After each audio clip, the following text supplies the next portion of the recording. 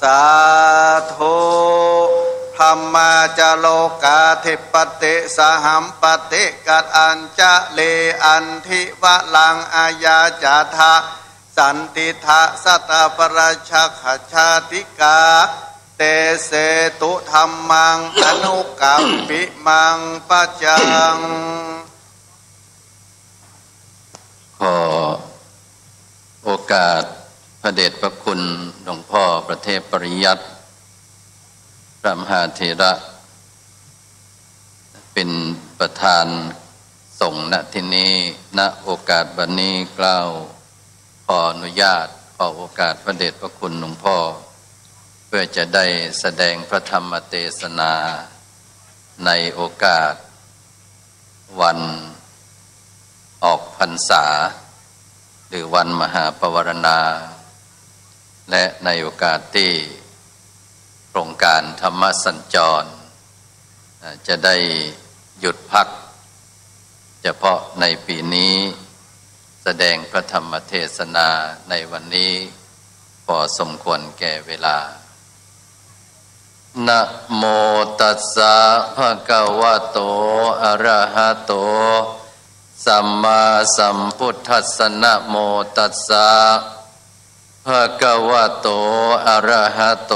สัมมาสัมพุทธัสสะนะโมตัสสะภะคะวะโตอะระหะโตสัมมาสัมพุทธัสสะอารามะวนะโรปาเยชนาเสตุการกาปะปัญจะอุทะปานัญจะเยทัทันติอุปัสสยันติณโอกาสบัดนี้กระผมมันตสมาภาพจะได้แสดงพระธรรมเทศนาพันนาศาสนธรรมคำสอนขององค์สมเด็จพระสัมมาสัมพุทธเจ้าเพื่อให้ท่านสาธุชนพุทธบริษัทได้พินิจพิจารณาเนื้อหาสาระของธรรมและเพื่อเป็นการเพิ่มพูนกุศลสัมมาปฏิบัติที่ทุกท่านได้กระทำบำเพ็ญมาตลอดพรรษาเป็นอันดีแล้ววันนี้เป็นวันปนรสีทิธีที่15 ค่ำเดือน11ใต้เหลือเดือนเกียงเหนือเป็นวันที่ชาวพุทธเฮาฮู้กันดีว่าเป็นวันออกวสาหรือต่างพระสงฆ์ก็จะเรียกกันวันว่าเป็นวันปวารณาหรือวันมหาปวารณาดังที่พระเดชพระคุณหลวงพ่อประเทศประยัติเจ้าหน้าจังหวัดเชียงใหม่ได้อธิบายไปตะกี้วันปวารณาเป็นวันที่ประสงค์ให้โอกาสแก่กัน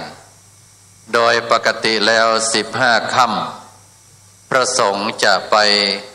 ชุมนุมไปพร้อมกันที่อุโบสถหรือพระอุโบสถเพื่อฟังพระปฏิโมกข์ฟังสวดพระปฏิโมกข์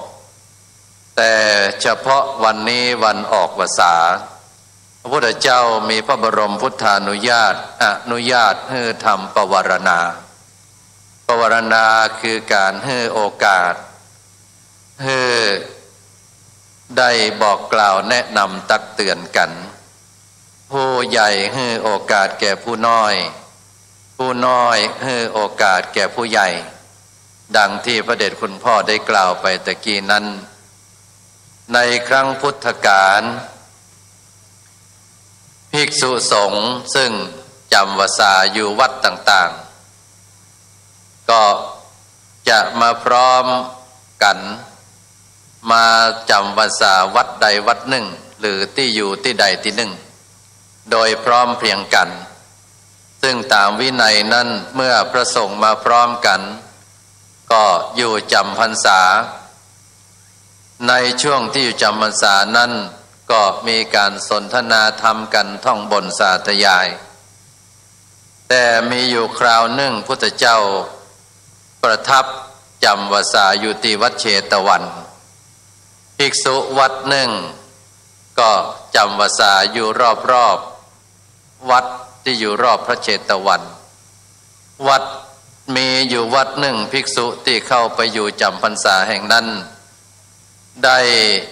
มาคิดว่าเฮามาอยู่ตัวกันต่างที่อยู่ต่างถิ่นต่างที่มาอยู่ที่กันกลัวว่าจะเกิดความบาดหมางเกิดการกระทบกระทั่งกันเพื่อเป็นการป้องกันก็เลยมาตกลงกันว่าในวาสานี้เฮาอยู่ตัวกันนี่ตกลงกันว่าเฮาจะบ่อู้กันตลอด3 เดือนต่างคนต่างอยู่บ่อู้กันตลอด3 เดือนผ่านไปแล้วพอครบไตรมาสพากันไปเฝ้าพุทธเจ้าพุทธเจ้าก็จะตรัสถามภิกษุทั้งหลายที่มาจากวัดต่างๆว่าความเป็นอยู่เป็นจะใดพ่อง3 เดือนที่ผ่านมาภิกษุแต่ละวัดก็จะกล่าวก็จะกราบทูลให้พุทธเจ้าทรงทราบแล้วก็มีวัดหนึ่งก็กล่าวทูลพุทธเจ้าว่าข้าพุทธเจ้าทั้งหลายอยู่ด้วยกัน3 เดือนตกลงกันไว้ว่าจะบ่อู้กันบ่ปากกันพุทธเจ้าก็ตรัสว่าพวกเธอนั้นอยู่แบบมุขวัตอยู่แบบปศุสัตว์เหมือนสัตว์ที่อยู่ด้วยกันแล้วบ่ได้อู้กันเพราะสัตว์จะบ่อู้กันถามสาเหตุภิกษุดังนั้นก็กล่าวว่าเพื่อป้องกันความแตกแยกความบาดหมางความแตกร้าวถ้าหากไปอู้กันอาจจะไปกระทบกระทั่งกันพุทธเจ้าก็จึงถือเหตุนี้เป็นที่มาของการให้มีการปวารณาให้โอกาสแก่กันไผที่ได้หันก็ดีได้ยินก็ดีได้สงสัยก็ดีก็ให้บอกกล่าวกันได้ผู้น้อยบอกผู้ใหญ่ได้ผู้ใหญ่กล่าวตักเตือนผู้น้อยได้พระเดชคุณหลวงพ่อได้กล่าวตะกี้ว่าญาติโยมก็สามารถเอาไปใช้ได้ภายในครอบครัวคือการให้โอกาสแก่กันสามีภรรยาคนเฮานั้นเฮาเวลาเฮาพอกระจกเนี่ยเมื่อเจ้ามาเฮาไปส่องดูกระจกเฮาจะหันว่าหน้าตาของเฮานั้นตรงไหนมันบ่เรียบร้อยตรงไหนมันเป็นด่างเป็นดำเป็นกระเป็นฝ้าเป็นไฝเฮาจะหู้จุดต่างๆว่าตรงนี้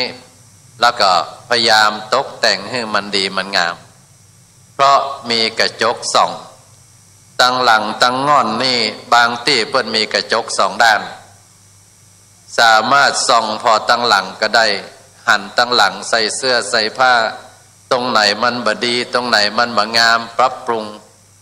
เป็นกระจกให้เฮาได้หันตัวของเฮาว่าตั้งหน้าเป็นจะได้ตั้งหลังเป็นใดแต่งเนื้อแต่งตัวงดงามดีก่อคนเฮานั้นเฮาพอออกไปตั้งนอกพอคนอื่นหันอุปนิสัยใจคอเป็นอย่างใดพ่องยกตัวอย่างเช่นพ่อแม่นี่เลี้ยงลูกมาตั้งแต่น้อยนี่จะฮู้จริตฮู้นิสัยของลูกว่าลูกคนนี้นิสัยเป็นจะได้เป็นคนใจฮ้อนใจเย็นเป็นคนสุขุมรอบคอบ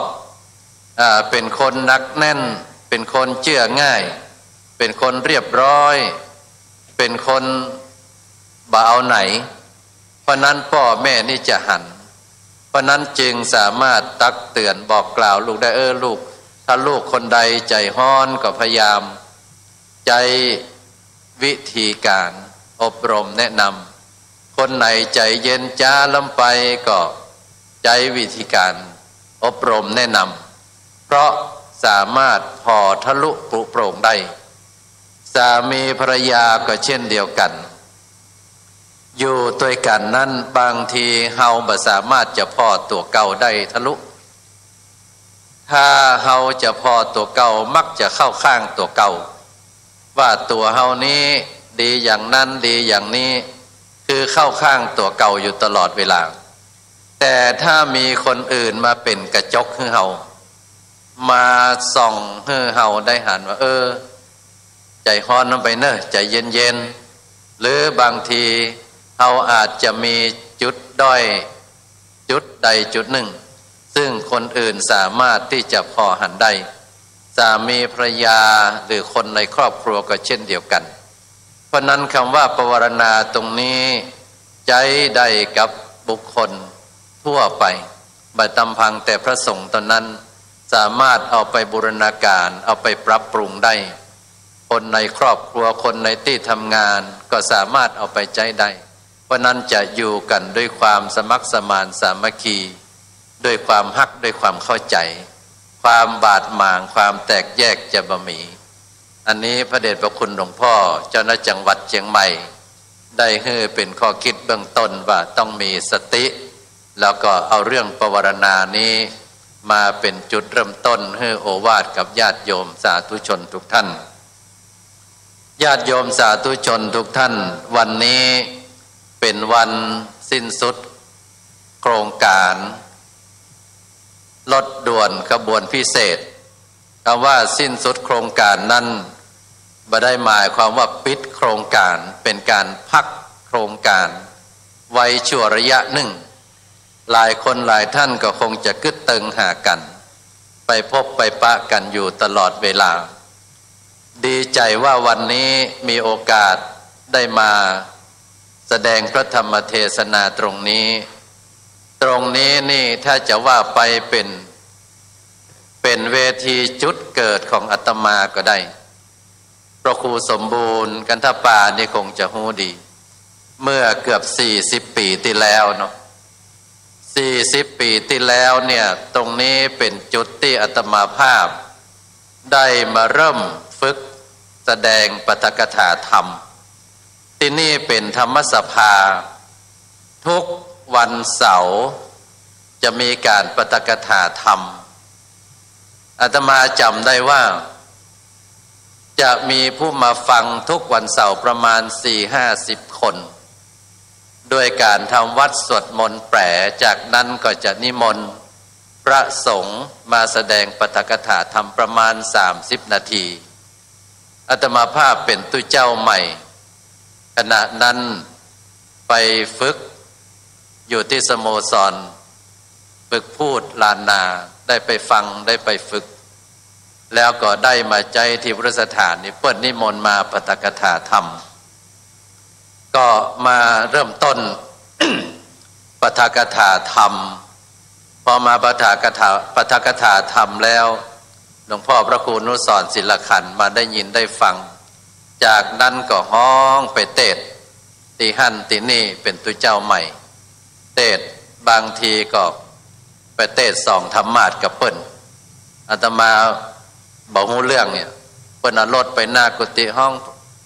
มานี่ก่อนไปกับหลวงพ่อไปที่ไหนไปเทศปากก็รับเปิ้นเอาไปเทศ2 ธรรมาสก็อูกับเปิ้นเอาเป็นตุเจ้าใหม่จากนั้นมาก็เลยเริ่มเป็นนักนักเทศนักปาฐกถาธรรมก็ใจธรรมสภาแห่งนี้ธรรมสภาคือสถานที่ฟังธรรมมีพระสงฆ์มีพระเจ้าหลายรูปหลายท่านก็ได้ใจที่พุทธสถานนี้เป็นที่เริ่มต้นของการเป็นนักเทศเป็นนักอาตมาภาพก็เป็นรูปหนึ่งที่ใจสถานที่แห่งนี้วันนี้มาหันญาติโยมสาธุชนก็เลยนึกย้อนไปถึงเมื่อ40 ปีที่แล้วตอนนั้นอายุสาวก่อนน้อยๆได้มาปาฐกถาธรรมแล้วก็ได้มาเทศได้มาอย่างบ่อยๆเพราะนั้นเป็นธรรมสภาที่มีคู่กับเมืองเชียงใหม่มาเมินจนถึงปัจจุบันนี้ญาติโยมท่านสาธุชนทั้งหลายมาหันทุกท่านนุ่งขาวห่มขาวอย่างนี้ได้เกิดความนึกคิดถึงประเทศศรีลังกาเอาไปแอวศรีลังกาเกิดความประทับใจเพราะไปหันชาวศรีลังกานั้นจะนุ่งขาวห่มขาวเข้าวัดมีจำนวนนักถ้าบางท่านไปบางวัดบางแห่งมีเป็นหมื่นคนในวัน15 ค่ำถามไกด์เพื่อนว่าเป็นจะได้คนนักแตะนักว่าเพื่อนบอกว่าศรีลังกาเนี่ยวันพระเป็นวันหยุดราชการวั วันพระเป็นวันหยุดราชการเพราะฉะนั้นตึงผู้หลักผู้ใหญ่ครอบครัวจะพากันไปที่วัดหมดวัดนั้นมีคนไปเป็นหมื่นๆแล้วมีโรงเรียนพุทธศาสนาวันอาทิตย์โรงเรียนพุทธศาสนาวันอาทิตย์ถามเพิ่นว่ามีนักเรียนมาเรียนประมาณเท่าใดประมาณ 6,000 คน6,000 คนนักเรียนพุทธศาสนาวันอาทิตย์เพียงวัดเดียวอันนี้คือประเทศศรีลังกาที่เพิ่นเอาวันพระวันศีลเป็นวันหยุดราชการพอวันหยุดราชการเพิ่นมีโอกาสได้เข้าวัดได้ฟังธรรมเป็นธรรมสภาเหมือนอย่างนี้เพราะนั้นศรีลังกาตั้งแต่นายกรัฐมนตรีเป็นต้นไปเนี่ยเพิ่นจะเข้าวัดในวัน15 ค่ำประเทศเขมรสมเด็จพระสังฆราชเขมรสมเด็จพระอัครสังฆราชเสด็จมาเมืองไทยเปิ้นมาเมืองไทยแล้วพอเปิ้นเข้ามาแล้วเนี่ยเปิ้นมางานวิสาขบูชาโลกเปิ้นมาหันกิจกรรมต่างๆแล้วก็มีคนเอาของไปถวายเปิ้นหลายๆอย่างแต่เปิ้นก็ฮับอย่างนั้นแต่สิ่งที่เปิ้นภาคภูมิใจที่เปิ้นขอเพราะเปิ้นไปหันพระบรมฉายาลักษณ์ของพระบาทสมเด็จพระเจ้าอยู่หัวภูมิพลอดุลยเดชคณะที่ทรงผนวดคณะที่เป็นตุเจ้าเนี่ยเปิ้นทราบซึ้งเปิ้นหันพระบรมฉายาลักษณ์นั้นเปิ้นขอแล้วเปิ้นเอาไปเปิ้นภาคภูมิใจที่พระมหากษัตริย์ไทยเนี่ยเป็นอัครศาสนูปถัมภก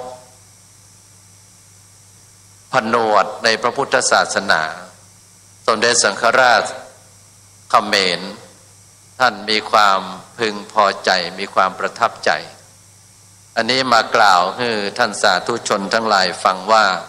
เป็นเบื้องต้นในฐานะที่เป็นชาวพุทธญาติโยมท่านสาธุชนได้ร่วมรายการรถด่วนขบวนพิเศษมาเป็น43 ปีเนาะถ้าจำมาพิษแต่กี้ที่อาจารย์สะอาดได้กล่าว49อ่ะ49นะเพราะนั้นก็เป็นที่น่าภาคภูมิใจที่เฮาเจ้าเชียงใหม่ยังช่วยกันรักษานี้ได้เหมือนท่านรองผู้ว่าการจังหวัดท่านมนัสขันใสได้กล่าวตะกี้ว่าเหมือนกับเป็นมรดกเป็นลมหายใจของคนเชียงใหม่ไปทุกอำเภอนอกจากนั้นเรายังมีหน่วยอบรมประชาชนประจำตำบลมีโครงการธรรมสัญจรถ้ารวมกันนี่มันจะนักเนี่ยเป็นหมื่นเหมือนกับศรีลังกาญาติโยมท่านสาธุชนทั้งหลายการมาร่วมโครงการธรรมสภาโครงการรถด่วนขบวนพิเศษนี้นั้นได้บุญได้กุศลหลายอย่างหลายประการมีเทวดาไปทูลถามพุทธเจ้าว่ามีไผ่พ่องได้บุญตึงเมื่อวันเมื่อคืนได้บุญตึงเมื่อวันเมื่อคืนนั้นที่ขึ้นเป็นพุทธภาษิตเบื้องต้นเมื่อกี้อารามะวนโรปาเยชนาเสตุการกาปะปัญจะอุทธปานัญจะเยทัทธันติอุปสยังเป็นต้นว่าผู้ที่จะได้บุญทั้งกลางวันกลางคืนนั้นจะต้องประกอบด้วยคุณธรรม8ประการคุณธรรม8ประการเนี่ยที่จะทำให้ได้บุญตึงเมื่อวันเมื่อคืนนั้นคือ1อารามะโรปาอารามะโรปานี่แปลว่าให้ปลูกสวนดอกไม้ส่วนผลไม้ตึงภายในภายนอก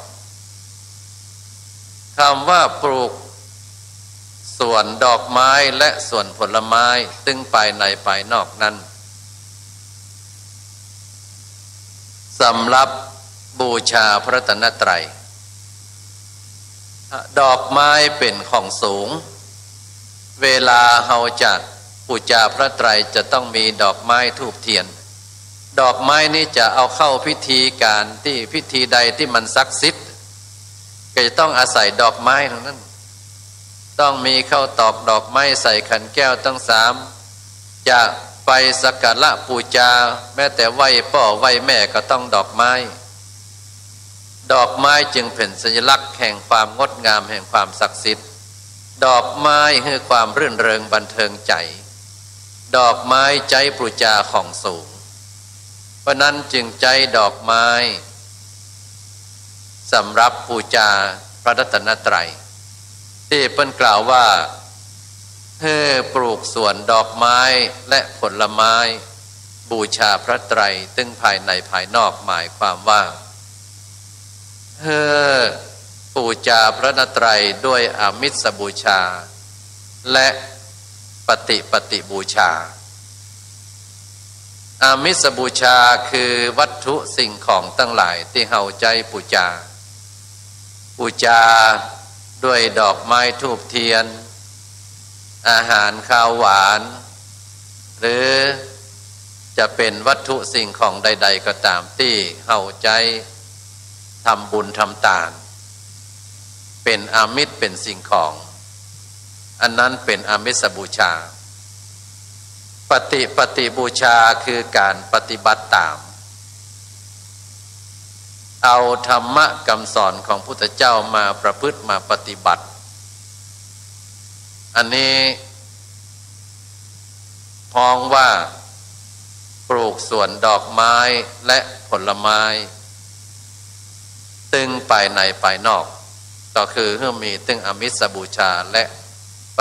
ฏิบูชาอันนี้เป็นข้อที่หนึ่งจะพยายามอธิบายสั้นๆเนาะเพราะเวลามันดึกข้อที่สองวนโรปาให้ปลูกป่าสร้างป่าเป็นสถานปฏิบัติธรรมเป็นที่เดินจงกรมเป็นที่ปฏิบัติสมถกรรมฐานวิปัสสนากรรมฐานอันนี้คนที่ตานที่ดินก็ดีตานสวนก็ดีปลูกต้นไม้เพื่อเป็นที่ร่มรื่นเป็นรมณียสถานเพื่อเป็นสถานที่สำหรับ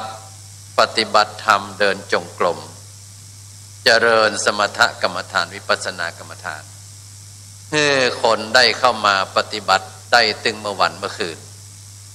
คนนั้นก็จะได้บุญตึงเมื่อวันเมื่อคืนตึงรับตึงตื่นก็ได้บุญใครมาปฏิบัติธรรมเมื่อใดก็ได้บุญโดยแห่งเมื่อนั้นไม่ใช่เพียงแต่คนปฏิบัติต่ออันนี้เป็นข้อที่สองห้องว่าวนโรปาข้อที่สามเสตุการกาคือสร้างสะพาน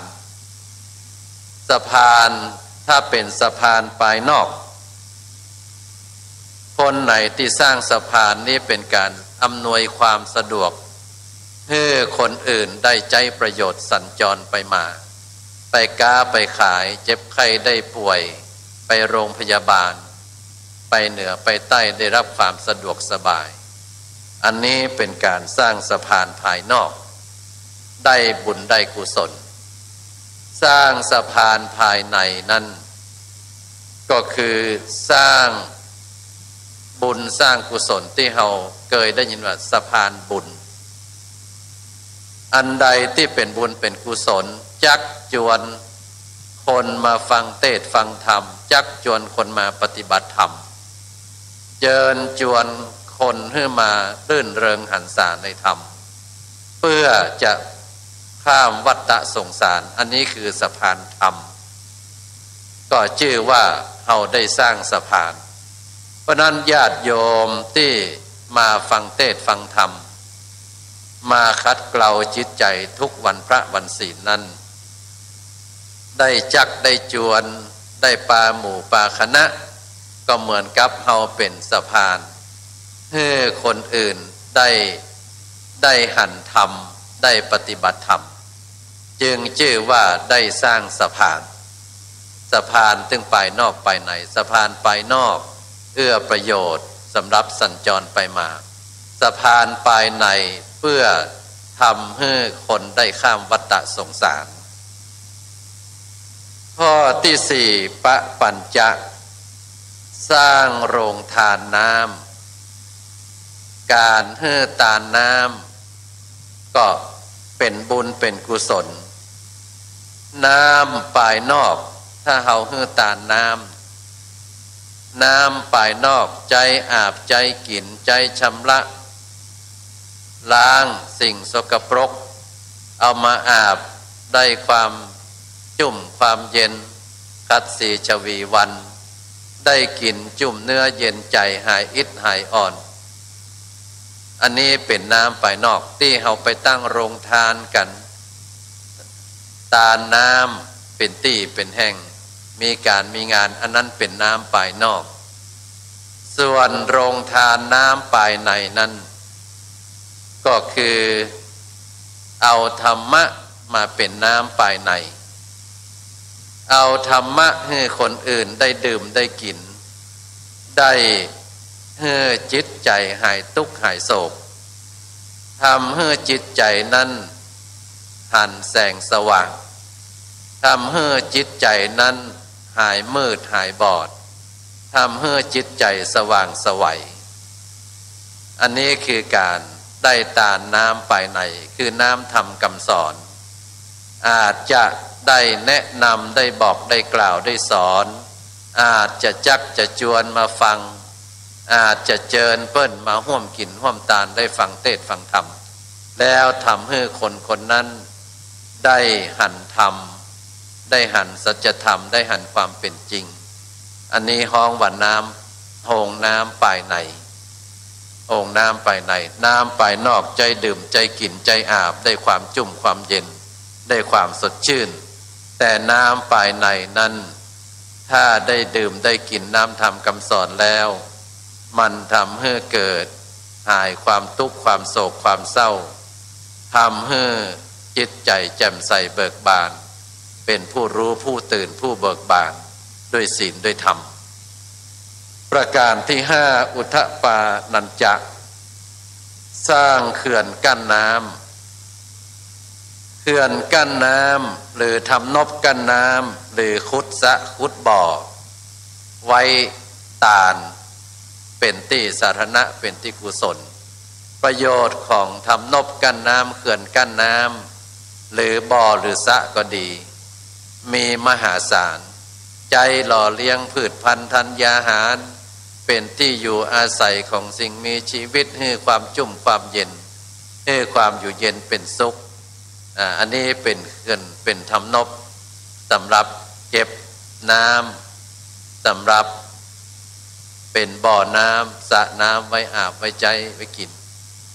ในขณะเดียวกันนั้น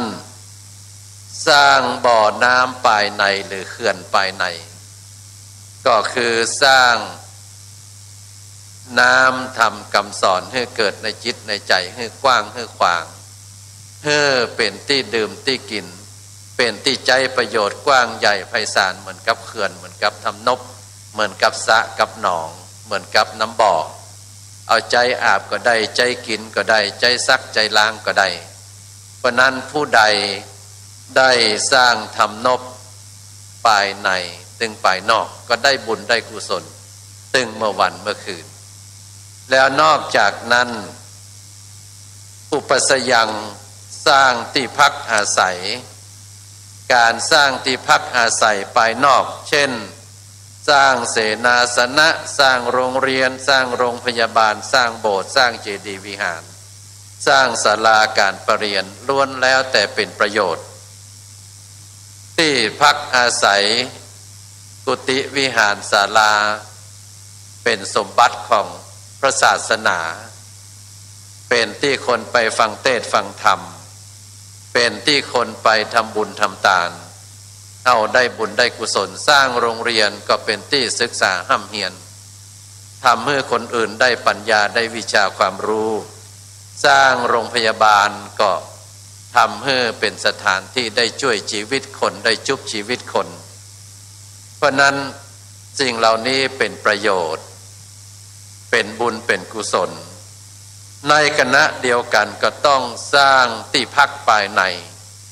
ที่พักภายนอกดังกล่าวตะกี้แล้วแต่ที่พักภายในนั้นก็คือธรรมะความจริงมีหลายข้อนาถกรณธรรมมี10 ข้อ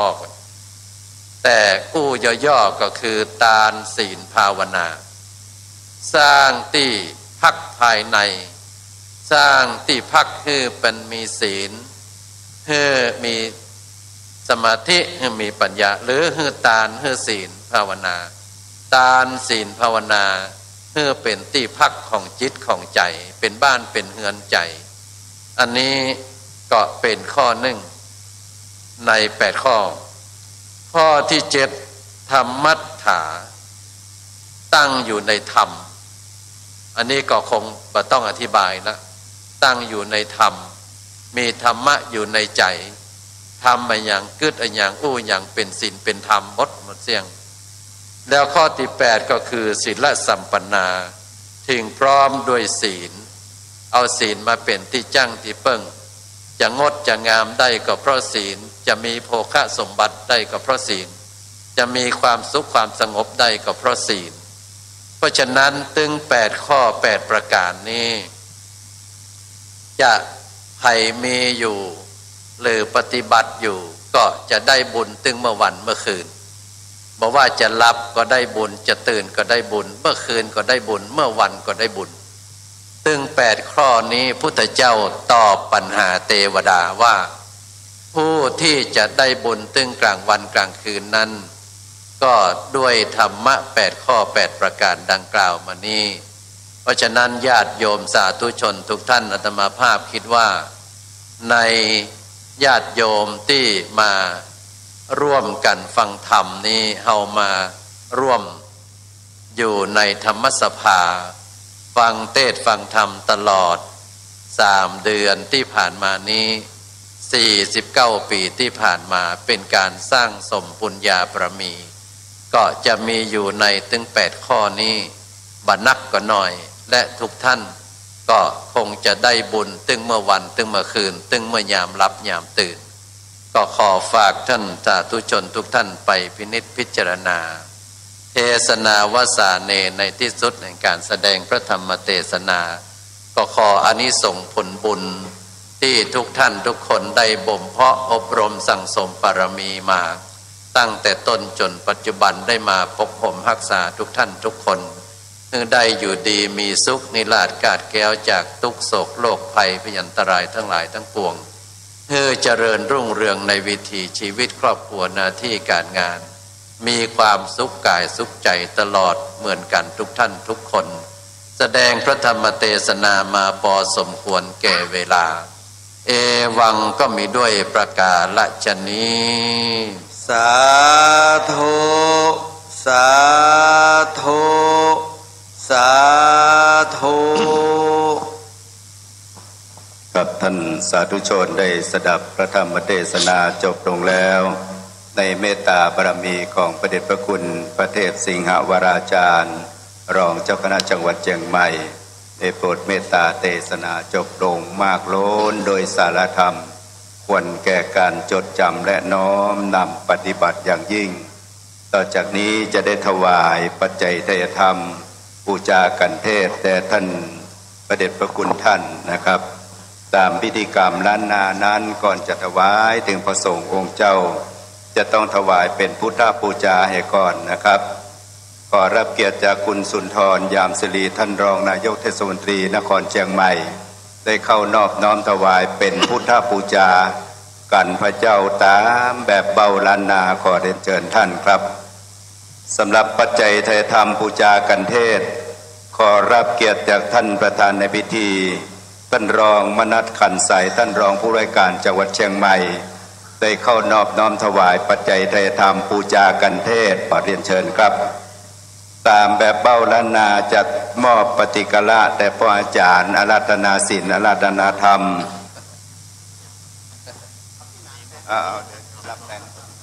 วันนี้มีแตนมดนะครับคุณอ่านแตนครับสาธุอนุโมทนาครับแตนอาจารย์ดุสิตนะครับกราบขอบพระคุณท่านประธานในพิธีนะครับท่านรอง ผู้ว่าราชการจังหวัดเชียงใหม่ท่านรองนายกเทศมนตรีนครเชียงใหม่ท่านรองประธานสภาเทศบาลนครเชียงใหม่ทั้ง3ท่านครับพ่ออาจารย์เปิดเปล่านำญาตินะครับได้บุญหนักเน้อนะครับ ยะถาวาริวหาปุราปริปุเรนติสาครัง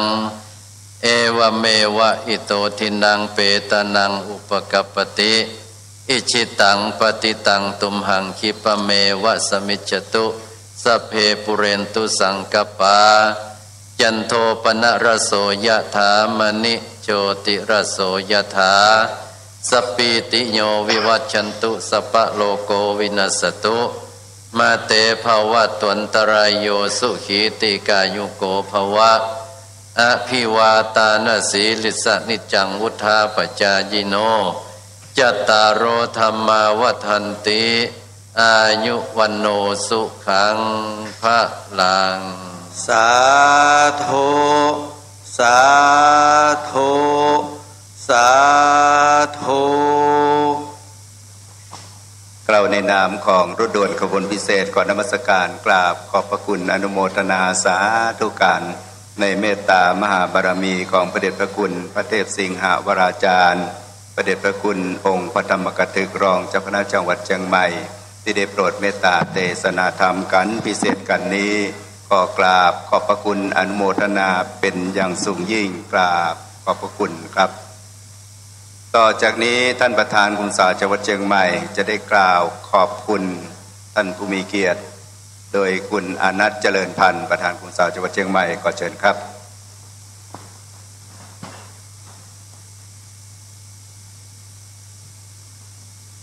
กราบนมัสการพระเทพปริยัติเจ้าคณะจังหวัดเชียงใหม่พระเทพสิงหคณาจารย์รองเจ้าคณะจังหวัดเชียงใหม่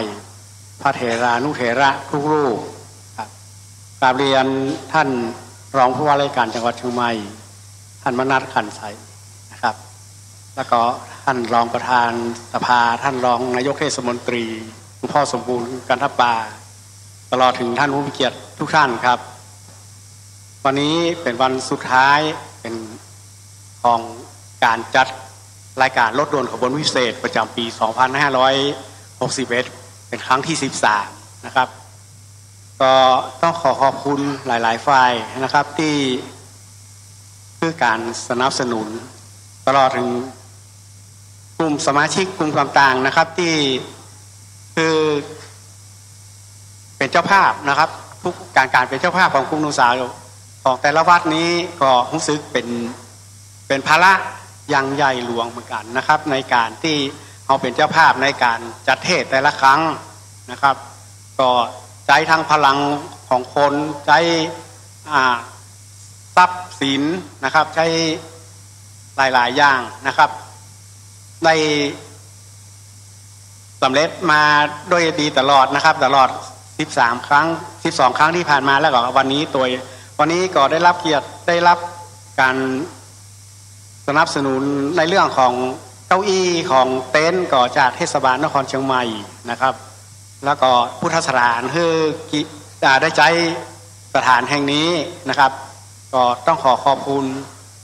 แล้วก็ต้องขอบคุณรายการรถด่วนขบวนพิเศษที่ดำเนินรายการมาถึง49 ปีนะครับเป็นชื่อเสียงเป็นทรัพย์สมบัติเหมือนท่านรองผู้ว่าราชการกล่าวว่าเขาคือเป็นสมบัติของชาวเชียงใหม่เอาตลอดไปนะครับก็ต้องในปีนี้แล้วผมก็ต้องขอบคุณอีกครั้งหนึ่งที่ผมเข้ามาดำเนินรายการมาเป็นประธานกลุ่มหนุ่มสาวก็ได้รับการช่วยเหลือจากหลายๆฝ่ายทั้งแทบประธานคนเก่านะครับอาจารย์มานิตเป็นต้นนะครับพ่อสมบูรณ์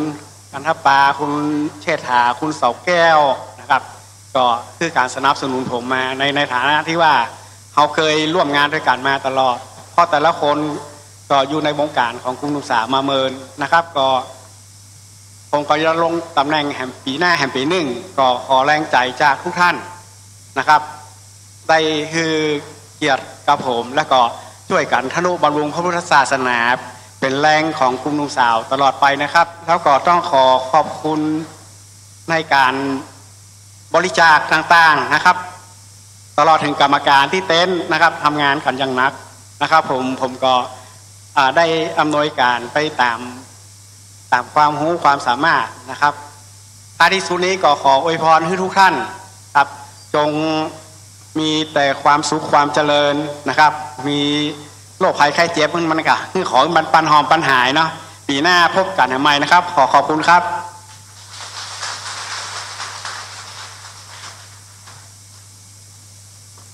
ครับขอส่งท้ายโดยวรรณกรรมข้าวของพนานตาปูเหลืองนะครับคือสมเจตนาลมพ้นเขียนมาม่วนดีล้ำก่อนที่พ่ออาจารย์รุสิตจะสุมากันแก้วทั้งสามนะครับสุภาดีทีเลิกดีเป่งป้อยสินสุดสินซ้อยสินออกภาษามงคลล้ำเลิศประเสริฐนักหนาดิทีจันทาเป่งพุทธส่องแจ้งพวกนี้แถมวันบุญตันเตื่อมแท่งสร้างบารมีแห่งมังกละใส่บาทเทโววันโลหะนะอย่าลืมเน้อหมู่เฮาสร้างสมบุญไว้บ่ได้อับเฉาจักเป็นห่มเงาจุ่มเย็นไปหน้าเฮาต้านตั้งหลายยิงใจเจ้าข้าสร้างบารมีมาแน่นแฟนเปิ้นเล่าลือกันเนืองนันตัวแฟนถึงความเหนียวแน่นสามัคคีสืบสารไปเตอะฮือครบ5,000 ปีแตนกุลธรณีมาตุภูมิพ่อเจ้ามาตุภูมิแม่เจ้าเชิญพ่ออาจารย์ดุสิตครับ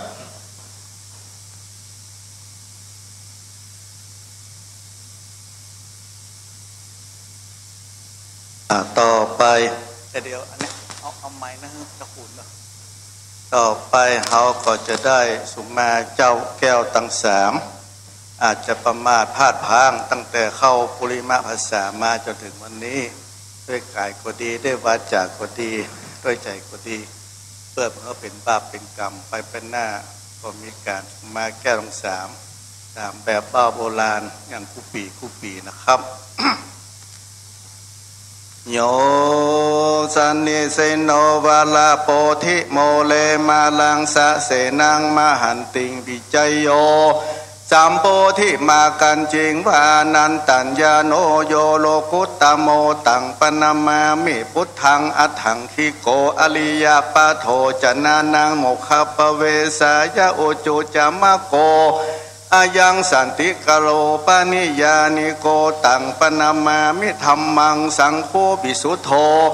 วรตักขินายโยสันตินทริโยสัพพะมะลาปะหิโนกุเนหิเนเกหิสมิติปโตอานาสโวตังปนามามิสังฆังสาธุโอกาสะพันเตข้าแต่พระไตรรัตนะผ่านแผ่วพระแก้วเจ้าตั้งสามพระการหมายมีสลีองค์คำสัพปัญโยพระพุทธเจ้าพระสัทธรรมเจ้าอันได้84,000 คันกับตังพระอริยสังฆเจ้าตั้งหลายส่วนอาจารย์ในตีคากาลปันนี้ก็หากเป็นวันดีติธีอันวิเศษเป็นวันเดือนเกียงเหนือออก15 ค่ำเป่งพุทธมาจุจอดรอเถิงเติงยังสมณศรัทธาและมูลศรัทธาผู้คาตั้งหลายหากได้กระทำปั้มเป่งยังตานะปารมีศีลปารมีเมตตาภาวนาปารมีตั้งแต่เข้าปุริมาพรรษามาถลาถึงกาลวันนี้เป็นวันปริโยสารจักทำการยุดหย่อนบ่พรหือหายเสียจึงได้ปากันชนงคงควายตกแต่งแปลงพร้อมน้อมนำมายังทุปะบุภาลาจาดวงดอกเข้าตอกดอกไม้ลำเตียนมาจำเนียนบางเบียนไว้เนื้อคันปั่นเป็น3 โกธาปัทมาวิภาคเบื้องตนหนตีจะขอถวายจายังองค์พระสาเกียมุนีโคดมสัมมาสัมพุทธเจ้าอันเป็นปิ่นเก่าเงาอลจินสวัสดาตุติญะโกธาวิภาคอันทนสองงามปัสเซาผู้คาตั้งลายก็มาปองตกแต่งปูจายังพานาวโลกุตรธรรมเจ้าเก่าพักการ10 ตังพระปริยัติธรรมดวงบานงามพระเสดอันบังเกิดแต่พุทธอุลาตาดิยาวานโกธาวิภาคอันทน3งามปัสเซาผู้คาตั้งลายก็มาปองตกแต่งปูจา ยังพระอริยะสังฆเจ้าตั้งแต่พระมหาอัญญาโกณทัญญะเป็นเก้าทลาบต่อเต้าถึงสมมุติสังฆเจ้าในกาลปัจจุบันหันต่อหน้าวันนี้แม่นว่าผู้ขาตั้งหลายหากได้ประมาตะอากลวะร่วมเกิดในพระเจ้าแก้วตั้งสามโดยกายกรรมตั้งสามโดยวจีกรรมตั้งสี่โดยมโนกรรมตั้งสามล้ำกรรมตั้งสามโดยอิริยาบถตั้งสี่นั่งยืนนอนเตียวดังอันก็ดี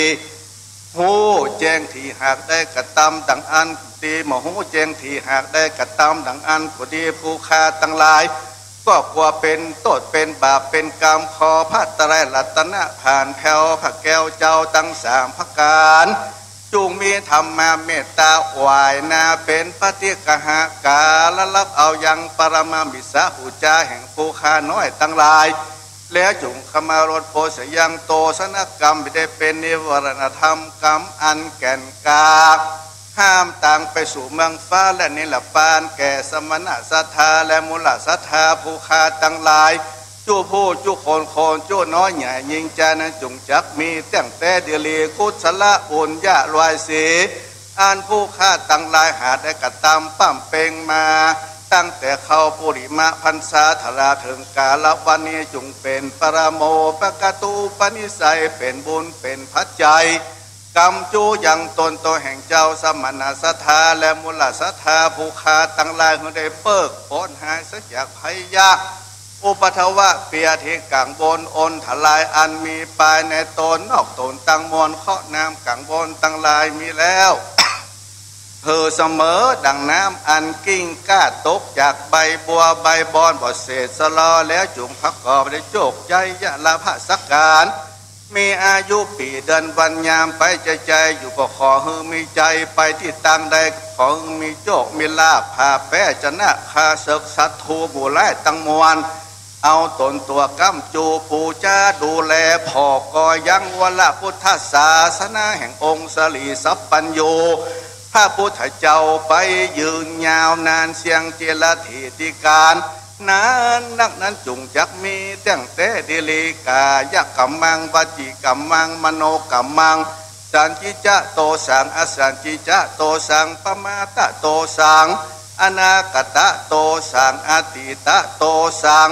ปัจจุบันโตสังสัพพังโตสังขมันตุโนอิตังตานากัมมังเนปานาปัจจโยนิจังอิตังศีลากัมมังเนปานาปัจจโยโหตุโนนิจังอิตังภาวนากัมมังเนปานาปัจจโยโหตุโนนิจังยังกินจิกุสาลังกาตาปังกัมมังสเปหิกาเตหิกาตังปุญญังโนอนุโมทันตุสุนันตุคนโตเยเทวาสมิงทานเนอาทิกาตาทิกายุกาสัตตาโหตุสัพพสัตตานังสุขีอัตตานังปาริหารันตุมาตาปิตาสุขิตาโหตุทุกขาปามุญจันตุสัพเพยาติกาสุขิตาโหตุทุกขาปามุญจันตุสัพเพอายาติกาสุขิตาโหตุทุกขาปามุญจันตุสัพเพปิสาสัพเพยัคขาสัพเพเปตาสุขิตาโหตุทุกขาปามุญจันตุสัพเพนาคาตาสุขิตาโหตุทุกขาปามุญจันตุสัพเพเทวาสุตาโหตุทุกขาปามุญจันตุสัพเพอาจาริโยปัชายาสุขิตาโหตุทุกขาปามุญจันตุสัพพสัมปตินังสามิจันตุโวโทมังกาละสัมพุทโธสัมพุทโธติปัตตุตโมพุทธมังกาละมาคัมมาสัพพะพยาปมุญจาเลธัมโมมังกาละสัมพุทโธคัมพิโลตุตัสโสอนุธรรมะมัง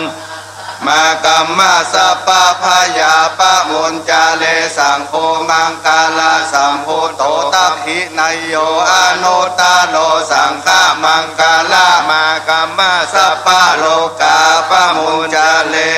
วันตาเมพุทธังสัพพะเมโตสังฆามัตถาเมพันเตวันตามิธัมมังสัพพะเมโตสังฆามัตถาเมพันเตวันตามิสังฆังสัพพะเมโตสังฆามัตถาเมพันเตวันตามิกาลุอุปัชฌาจาริเยสัพพะเมโตสังฆามัตถาเมพันเตวันตามิกัมมัฏฐานังสัพพะเมโตสังฆามัตถาเมพันเตวันตามิอาลาเมปัฏฐาสีมายังสัพพะเมโตสังฆามัตถาเมพันเตวันตามิเจติยังสัพพังสัพพะทานเนสุปฏิทิตาสนิลาธาตุมหาโพธิพุทธาลูปังสักกาลังสัตตานาคาโลเกเทวะโลเกพระมโลเกจัมปุติเปลังกาติเปสาลีละธาตุโยตุโยอะระหันตาธาตุโยเจติยังกันดาคุติจตุลาสิทธิสาหเสธรรมกันเตสังปาตาเจติยังอหังวันตามิสัพพโสต่อไปวันตาพระเดชพระคุณหลวงพ่อผู้เป็นประธานสงฆ์วันตามิพันเตสัพพังอปาลาทังคัมมัทธะเมพันเตมยากะตังปุญญังสามินาอนุโมทิตัปปังสามินากะตังปุญญังไมหังทาตัปปังสาธุสาธุอนุโมตามิจัตตารโอธรรมวัฏันติอายุวันโนสุขังปะลาสาธุสาธุสาธุกับเรียนเชิญทุกท่านได้โปรดยืนขึ้นครับชาติเป็นเอกเจกดวงใจไทยทั้งชาติพุทธศาสตร์เป็นหลักแห่งศักดิ์ศรีพระมหากษัตริย์ฉัตรชีวิตสิทธิเสรีสามสิ่งนี้สุดประเสริฐเราเทิดทุนทั้งหมดตรงถวายคำนับ